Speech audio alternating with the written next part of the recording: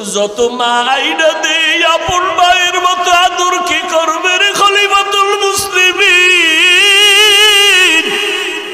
ও যুবক, ওই মাকে হারাইয়া কই যাইতেছ? ওই মাকে কত কষ্ট দিয়া চোখের পানি ফালাইছো। পায়ে হাত রেখে বলি তাড়াতাড়ি ঘরে যা, মায়ের পা জড়াইয়া দোয়া নে, উপায় নেই। মারে গিয়া বল, মা আজকে শাহনেয়ামতের মাঠে কত মানুষ মুনাজাতে কাঁদলো, আমার চোখে পানি নাই কেন? আমি গুনাহ করছি মা, তোমারে কত কষ্ট দিয়েছি।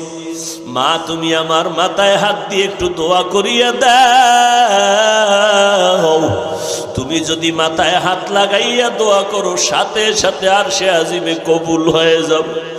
আল্লাহর কসম,